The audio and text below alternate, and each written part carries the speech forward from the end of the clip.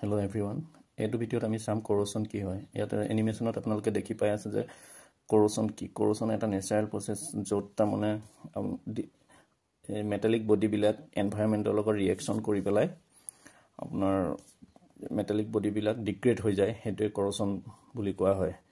এনভায়ৰনমেন্টত থকা বিভিন্ন ধৰণৰ মইশ্চাৰ আছে আপোনাৰ এসিড এইবিলাক লগত ৰিএকচন কৰি পেলাই এনিমেশনত দেখাই থকা হৈছে আইৰন লগত কেনেকৈ corrosion হয়।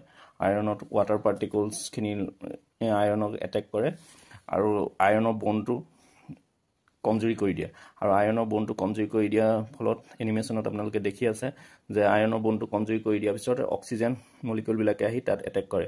এতিয়া সক এনিমেশনত দেখা পাইছে আপোনালোকে আইৰণৰ বনটো কেনেকৈ কমজুৰি কৰি দিছে, তাৰ পিছতে অক্সিজেনে তাত এটেক কৰিবলৈ সুবিধা হয়। এটো এটা corrosion process। এনেকৈ আমাৰ মেটালিক বডি বিলাক লাহে লাহে ক্ষয় হ'বলৈ ধৰে আৰু মেটেলটো বেয়া হৈ যায়। এই corrosionৰ পৰা বচাৰো বিভিন্ন ধৰণৰ উপায় আছে। ক্লাছ 10ত আমি পাইছো corrosionৰ বিষয়ে ফাৰ্স্ট চেপ্টাৰতে কেমিক্যাল ৰিএকচনত আছে। ইয়াত গজালটোত কেনেকৈ অক্সিজেন পাৰ্টিকল বিলাক আহিছে এনিমেশনত দেখাই থকা হৈছে। ভালদৰে চাই লওক। আইৰণে অক্সিজেনৰ লগত ৰিএকচন কৰি আইৰন অক্সাইড ফৰ্ম কৰে আৰু আইৰন অক্সাইড ফৰ্ম কৰাৰ পিছতে হি আস্তে আস্তে ডিগ্ৰেড হয়। তাৰ পিছতে corrosionৰ বিভিন্ন প্ৰসেস বিলাক আমি আপোনালোকক এনিমেশনত দেখাই দিছো কেনেকৈ কেনেকৈ হেৰি হয়। ইয়াত দেখি আছে আপোনালোকে এনিমেশনটোত বিশেষকৈ অক্সিজেনৰ মইশ্চাৰৰ লগত ৰিএকচন কৰি আইৰন অক্সাইড ফৰ্ম হয়। তাক corrosion কেনেকৈ বাচিব পাৰি তাকো এনভায়ৰনমেন্টত থকা সল এসিডছ পলিউটেন্টছ এইবিলাকৰ সহায়ত corrosion হয়। যিবিলাক ইলেক্ট্ৰোলাইট আছে সল এসিড এইবিলাক ইলেক্ট্ৰোলাইটে অক্সিডেশন প্ৰসেসটো বঢ়াই দিয়ে আৰু লগে লগে corrosionটো বাঢ়ি যায়।